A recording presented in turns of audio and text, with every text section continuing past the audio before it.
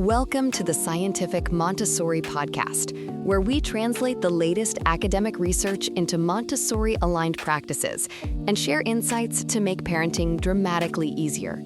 This episode brings you the audio version of our article, The Body Works as One. To explore more articles, visit scientificmontessori.com.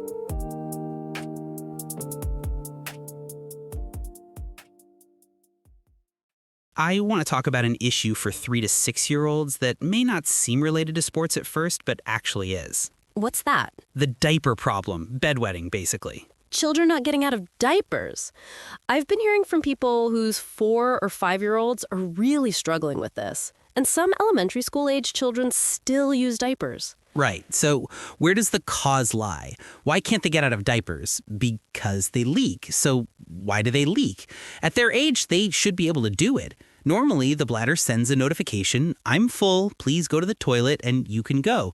But that notification isn't coming, or it comes, but by then it's already too late. They're at their limit. Why does this happen? In Montessori education, around 18 months when walking stabilizes is the sensitive period for toilet learning. It's not officially part of Montessori's list of sensitive periods, but I think it should be called one. Theoretically, if walking stabilizes around 18 months, it means myelination has progressed all the way to the feet. Myelination is the developmental process where nerve fibers get wrapped in myelin, an insulating sheath that speeds up electrical signals. So myelination should also have reached the bladder. Signals from the bladder can now reach the brain without leaking. At the same time, the language areas of the brain are myelinating, so children can understand and say, "I need to go to the toilet." I see. For people who don't know this, it's eye-opening. The nervous system is like opening roads. If a road isn't open, vehicles can't travel on it to transport supplies, and that's a problem. Nerves convert electrical signals into chemical signals, into neurotransmitters, and release them across synapses. The nerve endings aren't physically connected, but they communicate by sending molecules across the gap. Basically, the network transmits electrical signals, zing, zing, zing, and stimuli travel along them. So you're saying the nerves connecting the bladder and the brain are still being built. Exactly. Those nerves are like electrical cables. At birth, the inner wires are exposed and signals leak out. Gradually, insulating tape is wrapped around them and they stop leaking. That's myelination. The substances needed for myelination are optimally balanced in breast milk, which is one reason breast milk is said to be better than formula. And the connection to sports, it comes back to walking more. Moving a lot promotes myelination. Scientifically, it's clear that walking activates the brain the most. It's the best for dementia prevention, too. So if it's important even in old age, it's even more important for newborns. It affects development.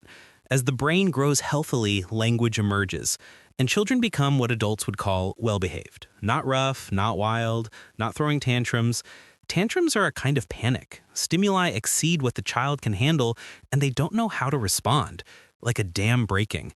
I think that's what's happening internally. Neurotransmitters keep arriving, dopamine floods in, the child doesn't know how to react, and they explode. Right now, I'm working with a child who tends to have tantrums, and lots of exercise has really helped. Yes. The logic is simple. As the nervous system develops, neurotransmitter release becomes smoother and the right amount is released.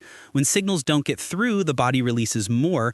No response, send more. But there's the all or none law. You might remember it from science class at school. Organisms don't respond in a linear way. There's a threshold. Once neurotransmitter levels exceed a certain value, the response fires. Exactly. It responds like a sigmoid function that jumps up all at once. So that's why tantrums happen. Theoretically, anyway. When children walk a lot, nerve construction goes smoothly. Neurotransmitter release goes smoothly, and everything works well. Walking is amazing. What every adult needs to know is that proper development requires a proper environment. Without it, development stalls. If a child has learned to walk on 2 legs but doesn't use that ability, they may keep behaving like a quadruped in a more primitive, animal-like way, and their body just keeps growing larger. That's true. Older people sometimes say from experience, they'll straighten out when they're older. But that's not what's happening now. There are more adults who can't adapt to their environment, who can't hold down a job. Lifestyles have changed. There were pandemic lockdowns, extreme heat, urban living, car-dependent societies. It's hard to create an environment for walking. Right, there isn't as much nature as before. In the past, you could do all this in nature. You could act like an ape, catch fish, spear fish and eat them, burn wood, play in nature in all kind of ways. That's how various nerves developed. Now everything is buildings and artificial. You basically can't live a forest life, a wild life. The nervous system is bored. There's just TV, digital stuff, little stimulation. People play video games all day, stay shut in at home. The environment is different, so the old rules of thumb don't apply. Right. So back to the diaper problem.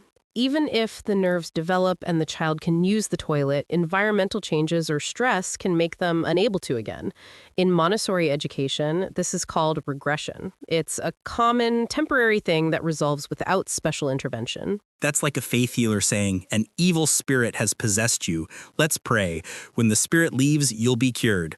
Scientifically, it's the same nerve transmission problem, a physical issue. There are sympathetic and parasympathetic nerves, the accelerator and the brake. When a signal comes from the bladder, either the brake doesn't work and they leak, or the brake signal doesn't get through. The road exists but can't be used, or the road doesn't exist at all. Even doctors don't understand this. If you go to a developmental clinic about diapers, they offer empty reassurance and prescribe medication. If a child starts wetting the bed in elementary school or has frequent urination, it's called enuresis and they get medication. But that's not a solution. Montessori education doesn't solve it. Modern medicine doesn't solve it. Is there no hope? I have a solution in my toolkit. What is it? So Taiho, a Japanese movement therapy, has a method for curing bedwetting. It's Eastern medicine. For children, you lay them down and tickle their sides, just a little tickle. What? No way. That can't cure it. If it's psychogenic, it can cure anything. Stomach aches, headaches, unexplained symptoms with a psychological cause. The stuff doctors usually say is stress-related. Tickling cures all of it. That's too funny. I know it sounds like a trick, but without understanding the principle, you'd think it's nonsense. It's an application of Sotaiho principles. What's the principle of Sotaiho? Move in the direction that feels good. Plants do this too. If you watch them, they move toward sunlight, away from strong wind, toward what feels comfortable. It's the same for humans. Would you rather be somewhere cold and damp or somewhere warm and cozy? Warm and cozy. Any living thing, given a choice between a cold, windy place and a nice, comfortable one, chooses the comfortable one. But various circumstances can twist that. Say you think, this land is cheap, let's build here even though it's cold and damp, or these windows are cheaper, let's face them north. What happens? You start feeling unwell. I see. You're going against reason. There's a direction that's physically easier to move in. But hasn't science advanced precisely because we pushed against that? Humans went from walking on 4 legs to 2, but the skeletal structure hasn't changed. Fundamentally, there's a spine. We're vertebrates. Quadrupeds and even centipedes are the same. A central spine with a big nerve running through it, branching left and right to the limbs. Slender nerves run through. At the head end, the brain forms. The brain picks up stimuli, sends signals to the nerves, the muscles receive them, and we move. This basic structure hasn't changed. Picture a 4-legged lizard. From dragging its belly like a snake, the body rose up slightly. Limbs developed and lifted the body. The limbs extended, it became like a mouse, climbed trees, and the arms, the front legs, stretched out. Then it came down from the trees, stood up like a meerkat, and started walking on 2 legs. That's us now. We pushed boundaries, but we didn't defy reason. We look very different, but the basic structure is the same. Here's the interesting part. You can't bend your limbs backward. Joints only bend in certain directions. But take modern Homo sapiens constantly using smartphones. The body is fixed in one position. The right arm, shoulder, and neck are always under the same load, and you get stiff. In the past, people did all kinds of movements in nature. Climbing trees, carrying things, splashing water. Now we keep making the same movements. Imbalances develop. The spine shifts out of alignment. The most important thing is having a well-aligned spine, because that's where the thickest nerve runs. What I'm saying is, more than just walking, having proper skeletal alignment might be what matters most. How do you walk correctly? You move from the tanden, the center of gravity in your lower abdomen. This goes deep. With shoes, you tend to land on your heel. That's how modern people walk. It's wrong. If you jump and try landing on your heels, you'll see. It hurts. You'll break bones doing that. Correct landing uses the balls of the feet, below the big toe and the little toe, plus the toes. These 3 points give balance and cushioning. Try it and you'll see. Sprinters like Usain Bolt use that cushioning to run like they're flying. Soccer players like Messi, at the very top level, walk differently. Messi walks with a flat, pattering step. Like a baby. Babies are correct. Babies are the masters.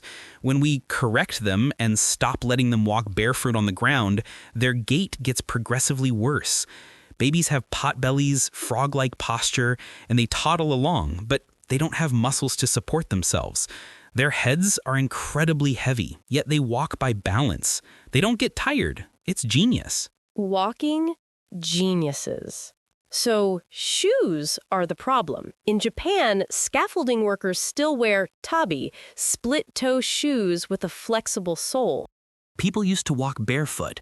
The Maasai and other Africans still do. South America is strong in soccer because they play barefoot.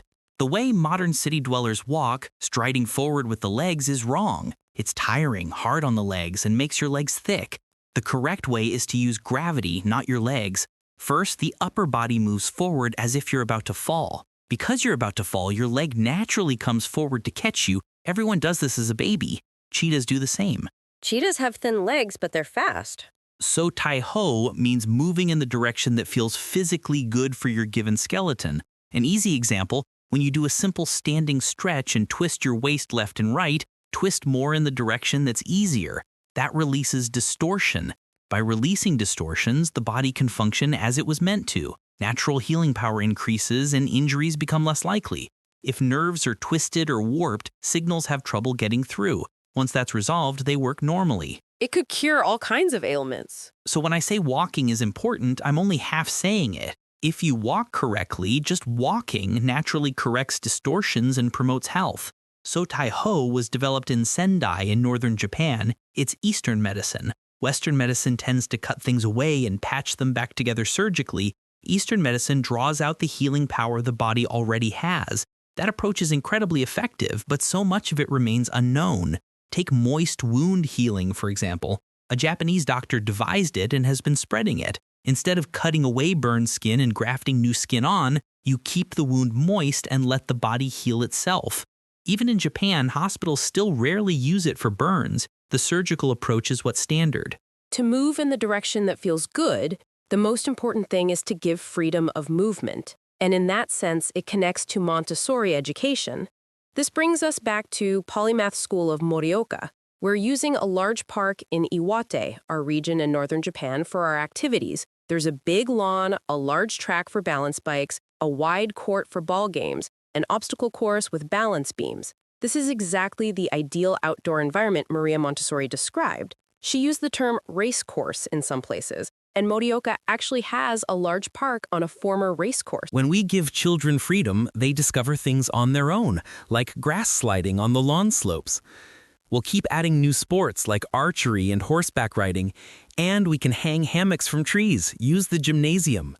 There's so much more we can do, and the Montessori level at Polymath School will keep rising. We want to establish an Ihatov-style Montessori education model that urban areas can't replicate. Ihatov is the name the poet Kenji Miyazawa gave to his idealized version of Iwate, his home region.